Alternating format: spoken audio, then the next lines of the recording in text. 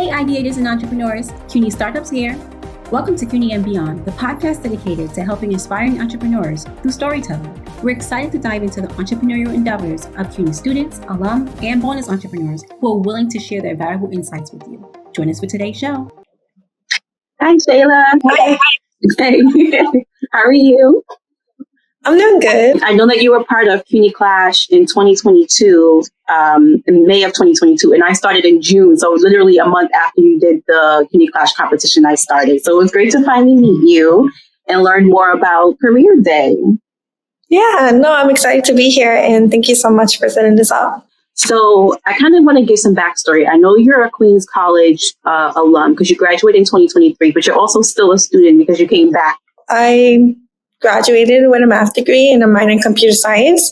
I was able to work for a bit at MasterCard, and then I realized that I wanted to go back to school and go for my master's. I was thinking about what type of courses that I'm really interested in, and now I got accepted to a master's degree for social research, so I'm really excited for that.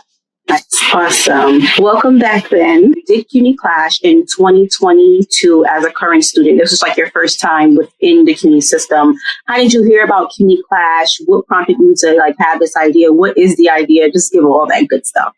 Yeah, I heard about CUNY Clash through an email, and I was thinking, I don't have an idea at the moment, but I was thinking, let me just try to give it a shot and think about a problem that a lot of students usually face.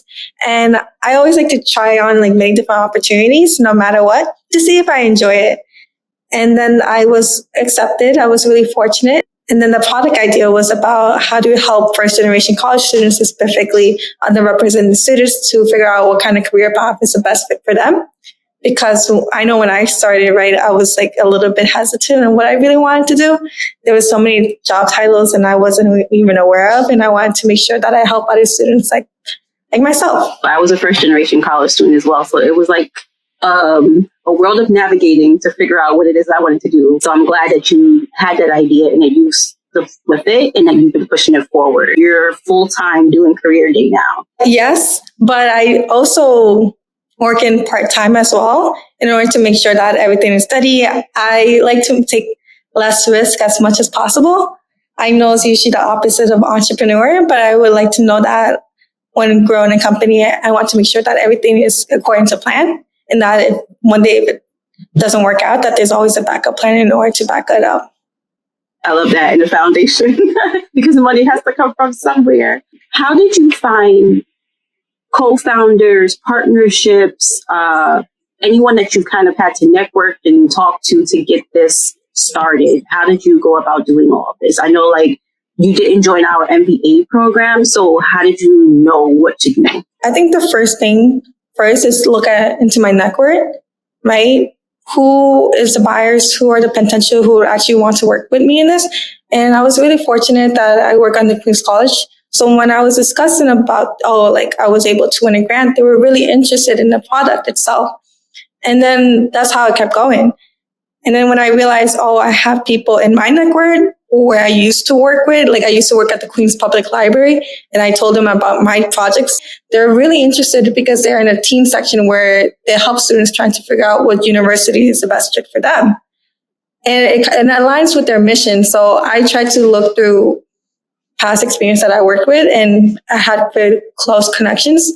I would say finding a co-founder is really difficult, but for now, I'm gonna go for a little bit of a solo route in order to see if there is a potential match. But however, I do have supportive friends group who's willing to tackle on to this project as well, who's willing to support me, and I give them all the recognitions. One of them is Giovanni, Catherine, and Natalia. They actually helped me participate in another pitch competition, and we were able to win additional grants for it. And I couldn't have done it without them. And that's the Zon that you recently did, right? With the $15,000. Awesome. Yeah. Yay! Congratulations. I know you mentioned you're still looking for a co-founder, but right now you're taking kind of more of a solo route. A lot of our students in MBA 1 program, they're put into teams for that.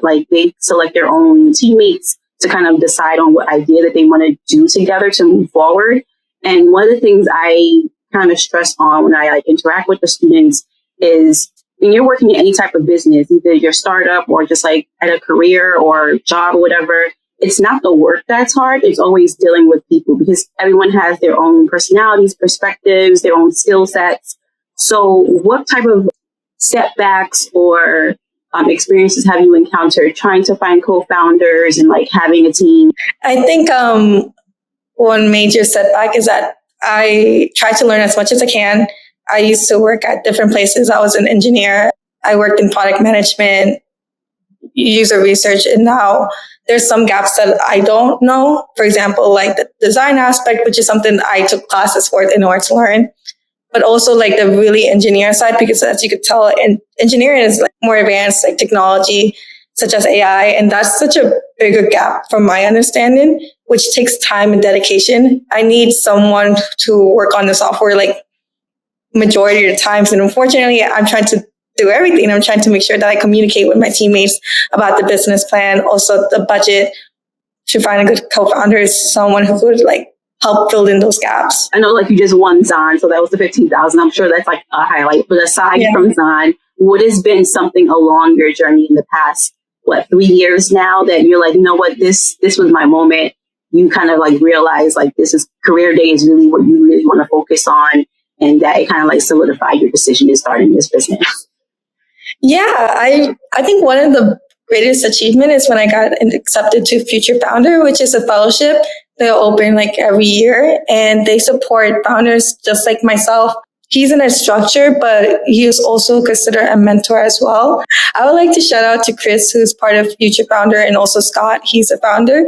And the reason why is because Chris was the one who advocated me so hard. And not only that, he also acknowledged that I'm a woman, a minority, Hispanic, right, who's going for a very difficult route.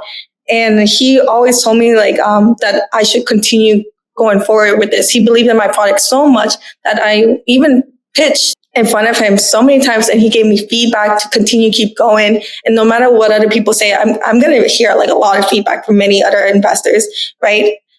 However, he gave me the mindset that I'm capable of doing this and to continue moving forward, and gave me the resources I need in order to make sure I succeed. And I definitely felt like Future Founder was one of them that really helped me find other opportunities such as Zon, and gave me the resources I need in order to make sure that I won the pitch competition in the end. So I definitely would like to vouch for them a lot. I went to Chicago, met other founders, by the way, who were quite successful, met many speakers.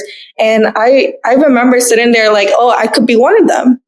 I was working full time before, and I was thinking, oh, is this what I really want to do for the rest of my life? I was able to win the pitch competition, and from CUNY class, right? And I was so scared of taking a risk, and because I'm always all about the safe route. But looking back into it, I always think about what if. And Future Founder definitely have many topics about that, like mental health. How do you make sure that we're not burned out to the point where the company is burnt out? And I absolutely love that. And he actually helped me introduce to another university who's interested in doing a partnership with us. So it's all about your network, like opportunities. I was really fortunate that I worked at Queens College, went to Queens College, worked at the Queens Public Library. But I still try to apply to programs so I can meet new people who's willing to support me, but I could support back as well. What type of clubs, programming, anything that you were really involved in Queens College do you think helped kind of like jumpstart? Well, definitely Seek. Seek is one of the director of Black Men Richer. She always supported me. She even tries to make sure that I don't double down. I remembered at a different university, right, wanted to just really enjoyed the idea, but just wanted it the university with the name itself, like wouldn't be my name at all, right? And it was like 15K, right? And I thought that's a great big number. Am I willing to take the risk? And I was talking with the director of Seek Queens College, and she was telling me like 15K is really low. And I was thinking, again, from a low income family, I thought it was pretty high. So when she gave me that perspective, I'm like, okay, I decided not to do the deal. If you're part of a Sikh community, they really vouch for you. And I definitely feel the same thing for all CUNY system. I would say a Girls Who Code, Color Stack. Color Stack, they recently do one for, I think, each CUNY. I definitely vouch for them. They are great, like many engineers. And with the potential grant, right, I'm actually trying to recruit a contractor hopefully from Colorsac. And another one is rewriting code. That's a great program that supports like women in technology in Whitney. So those are the things that come off on the top of my head. And Whitney, when I first started, it was only CUNY, and then they expanded, which is amazing. Students are often confused as to what are good resources and what are bad resources in terms of like starting a business. So what type of resources do you think that you receive from your mentors and from the program that you were part of at Zon? And what do you think is like the biggest takeaway from those resources? From CUNY Clash, right? My idea was different. I thought a gaming simulation would benefit many students thinking, oh, this is what is a typical day. It's like, that was my assumption. And I was working on this for a while, and I never tested that assumption before until I entered Zon. They made me question it. I did a whole interview. We had together like at least 30 students. Me and my team was able to like do interviews with many different students, and we see it like a common pain point. We noticed that, no students would want to stay on a computer for a long period of time. However, they would like to receive information, being able to get the resources of what is step one to actually achieve their goal and what is the final end. This made me realize, I need to pivot. And I need to pivot fast because I made this assumption that, everyone's going to use this, but that's not always going to be the case. And that's why I truly value user research. But Zon was the one that gave us the resources, such as an Excel sheet, in order to document all these interviews and find a common pattern. It's called what? It's called the rainbow sheet, I believe. Rainbow sheet. Okay. Yeah, in Excel. And just search up user interview or user research, and you'll be able to find it. But also Zon gave us resources such as mentorship, who actually are doing the startups, right? Like, and also accounting when we're doing our budget, how much will we spend? How do we know our company will succeed? And like usually it's the middle mark, year 2 is where you need to succeed in order to start receiving revenue and money. And they brought in accountants. They're partnered up with Charter Bank. So that was really helpful. We were able to get their mentorship, their insight in order to build something great. I know like most students, when we do our portion for NBA over the financials, everyone's eye starts glazing over. Out of the 40 students, there might be like 2 people who are like really interested and everyone else is just like numbers. I'm one of those people anyway. So given that you've had that input of having an accountant and going over your budget and just kind of doing projections for the next 2-3 years, where do you see yourself in 5 years, and how do you see yourself being successful in those 5 years, financially speaking? Hopefully by year 3, right, we'll be able to be steady enough where I could like employ the people that are currently working with me, because everything is a risk right now. So by year 5, I'm hoping to grow the company at least through 10 universities. And not only that, we're also thinking about expanding outside of university as well as to companies who are interested on students like from these schools. So definitely a partnership with the company itself. But right now we're just targeting universities.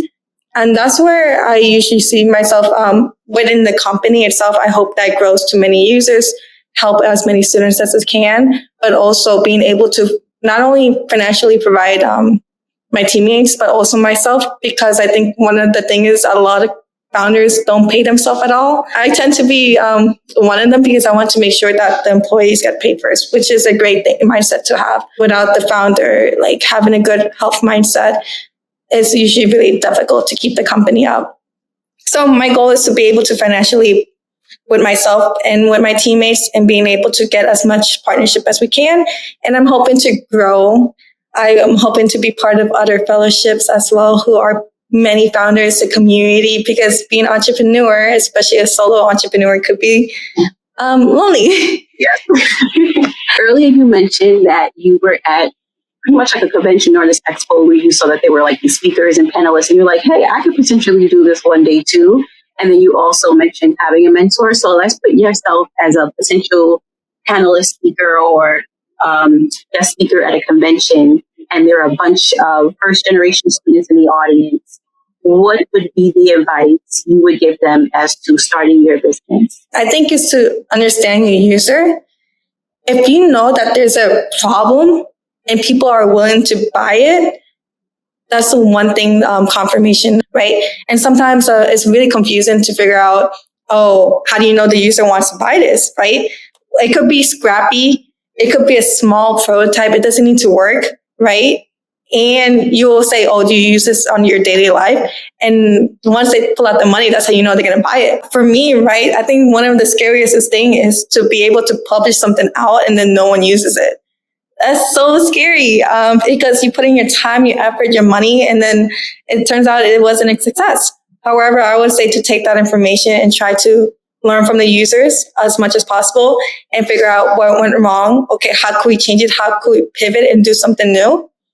Again, as a first generation and from a low income family, I wouldn't suggest spending all your money because, again, you as an individual is very important. And I definitely believe in mental health care. So I do want a person to take care of themselves first because they're already dealing with so many difficult challenges. However, once you are able to find like grant opportunities, people who, if you believe in yourself and people who believe around you, I would suggest to continue to keep going. Thank you. And I want to know what type of events, projects, anything that CareerDay has in the most recent horizon for people to access. What's currently going on is that we're prototyping with the Seek directory. I think right now we're trying to keep it private before we publish it to the big world because we don't want it to break. If it breaks, that could be a problem. However, I think another thing that is interesting is that we're trying to use AI in order to make sure that we have a plan for students to figure out, oh, I want to become a nurse. How much money would I spend in order to become a nurse? How much is a 4-year degree, specifically, let's say, Queens College, CUNY, right? What are other things I need to spend on, such as exams? Do I need to continue to further my degree if I want to pursue a degree in PERS, right? And this is a great opportunity. If the students was like, I'm midway, I want to pivot, I want to become, a math teacher, right? What are some ways that they could pivot in order to make sure they succeed in the end? So that's something that we're trying to implement, and we're really excited because I was in that stage where I switched many majors and I felt completely lost and I didn't know what to do next. And just having a guideline of what are the specific steps in order to make sure it's completely okay is one of the things we hope will find useful for many students. So does the platform allow users who have multiple degree paths to kind of like merge those, or not merge those, but like show multiple ways that they can obtain all of them? Like say if I have 3 things I want to do, but they're so different, does it show that, or is it just more linear for one thing? It's more linear for one thing. Okay. However, we could think of a new solution for that. For example, another thing that we're thinking about implementing is like, let's say someone wants to become a nurse, but they want to say their backup plan is to become a science teacher, right? We could also like compare the 2 roadmaps in order for them to see, oh, what kind of difficulties, what kind of like level that the students really enjoy, like just a comparison of those 2 of how it is to accomplish their goals. I love that. Awesome. So how can our viewers get in contact with you, follow CareerDay, and just keep abreast of whenever the private platform becomes public? Yes, you could definitely follow us on LinkedIn. We have a CareerDay.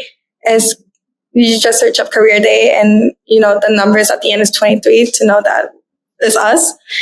And yeah, we have a logo. It's purple, and it's like a roadmap. It's like a dot and X. It's quickly aligned. So yeah, you can find us on LinkedIn. Perfect. And before we leave, I want to ask one more question, and this will be personal for you. What are the 3 traits or characteristics you think about yourself kind of separate you from anyone else in terms of creating this platform? So what makes you unique into creating this platform? Why do you think that these 3 characteristics help you in obtaining your goal of being an entrepreneur?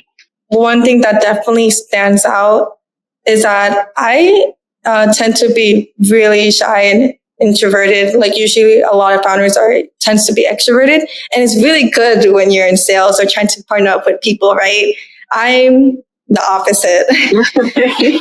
I could handle like a one-on-one conversation with someone. If I'm in a big gathering event, right, it's really difficult for me to start up a conversation. However, I also think it's one of the best traits that I have, because once I do find that one personal connection which I did with the director, Chris, and so many other people. They sometimes willing to vouch for me. You just need that one person to believe in you so they could expand their network as well. And I was really fortunate. I think that's definitely one unique thing is that if I am connected with you, it would be more on a personal level. Usually whenever people say the term networking, it's just like, oh, what could I get? And then that's it. But it's a two-way street, more like a friendship where like, hey, this is my insight. I would love to know what's your insight. And this is what I could bring to the table. I think the second trait is risk. A lot of entrepreneurs loves to take risk. But I was from a program called American Needs You. And I remember, I believe it was the CEO, where he mentioned that in the book, he mentioned that he never spent the money on investing in his company. He was actually really offered from someone who actually believed in him, saying like, I really like your idea. I would like to give you two options. Either I give you the money or you can continue working on under the job under this, right? But he didn't take the risk, right? He didn't pick one or between. He says you could take the money, continue working in the company. If it doesn't work out, let's say a year, you could still come back and work with us. So he never took the risk. And I thought, oh, that was pretty amazing. He just needed someone to believe in him. I guess I did take a little bit of a risk compared to working at a high paying company. But I think that is a risk because again, first generation, my family came from Guatemala. They want to see me succeed. It's a risky route. And you never know what may happen in the end. I'd rather to do something that I love than continue and thinking, what if? However, I am taking a safe options where I continue working part-time, but also being able to make sure that I work on the business, do some side hustle, such as doing design competition and other opportunities out there to make sure that I get my foot in the door. So those are I don't do crazy things where I take out a loan and like go crazy debt. I would say only do that if you feel like, the company is really booming and you need the money for it. Okay, I get it. Pay it right back. Exactly. Well, thank you so much, Sheyla Perez, for joining me today. It was a pleasure talking to you. Yeah, thank you so much. I really appreciate it.